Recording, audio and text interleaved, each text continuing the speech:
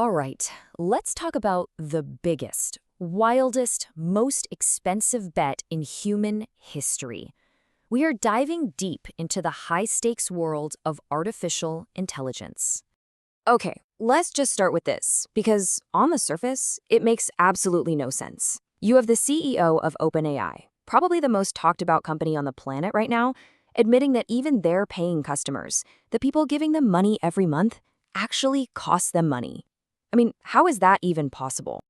And that right there, that's the paradox we're going to unpack today. How can a technology that feels like pure magic, that has the entire world buzzing, also be a complete financial black hole? Stick with me because the answer reveals a mind-boggling, multi-trillion-dollar gamble. To really get what's going on, you have to hold two ideas in your head at the same time. The almost unbelievable power of this technology and the totally baffling economics that are somehow driving it all. I mean, we've all seen it, right? We've played with it. AI, especially something like ChatGPT, can do things that feel shockingly human. It can write a poem, it can debug your code, it can plan your entire vacation. Heck, it can even write that perfect, gentle but firm breakup text you've been dreading. And look, this isn't just a cool party trick. This capability is so revolutionary that it sent actual shockwaves through the biggest companies in the world.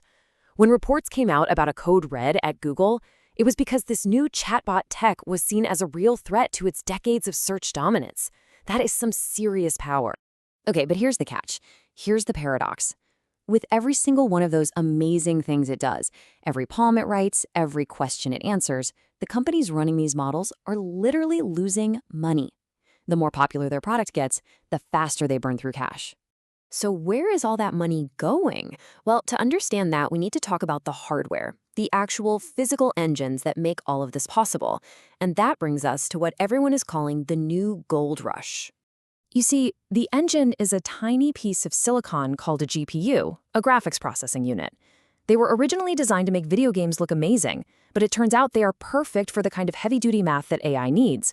And today, you can't even dream of competing in AI unless you have tens of thousands of them. They are the absolute essential ingredient. And this has created a situation that looks exactly like the gold rushes back in the 1800s. You've got everybody rushing out to find gold. In this case, a world-changing AI app. But the people who are making the real money, the guaranteed fortunes, are the ones selling the picks and shovels.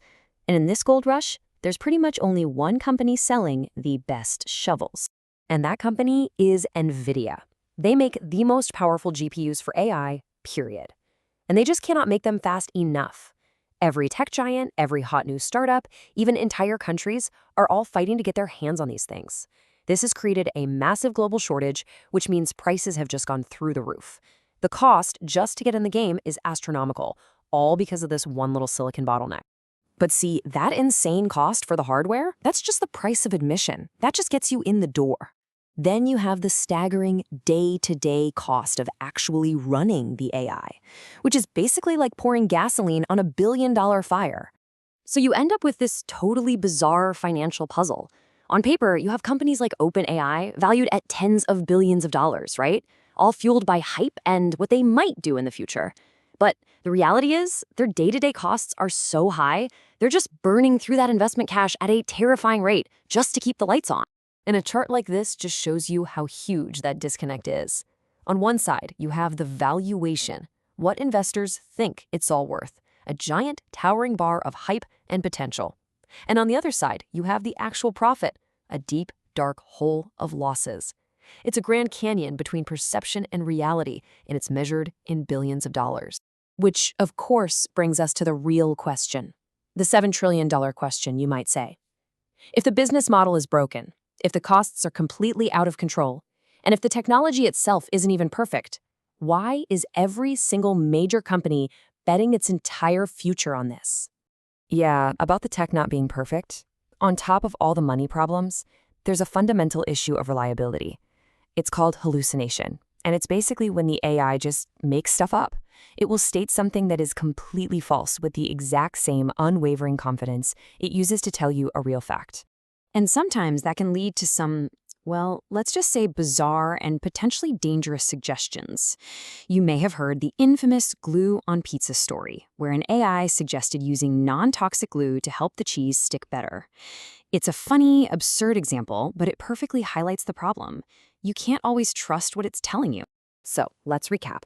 It's incredibly expensive, it's losing money hand over fist, and sometimes it just makes up nonsense. So why would anyone go all in on that? Well, the answer is simple, and it's deeply human. It's fear. The absolute existential terror of being the one who gets left behind. The fear of having your company's Kodak moment. Think of it like a high-stakes poker game. Microsoft saw the potential with OpenAI, and they shoved all their chips in the middle. Well, that forced Google, with its decades of research and data, to go all in too. Then you have Meta, with its massive computing power. They can't afford to just sit there and watch, so they're all in. No one knows for sure who's holding the winning hand, but absolutely no one can afford to fold. And that's the trap they're all in. That's the core dilemma. Spending billions and billions of dollars on a technology that isn't profitable is a terrifying prospect. But the alternative, not spending the money and risking becoming the next Nokia or the next Blockbuster, well, that's just unthinkable. That could cost them everything. So that's where we're at. We have a technology that feels like the future, built on a business model that right now is completely broken. Trillions of dollars are being wagered in a frenzy that's part ambition and part pure terror. Which leaves us with the big question. In this massive $7 trillion AI gamble, who is actually holding the winning hand?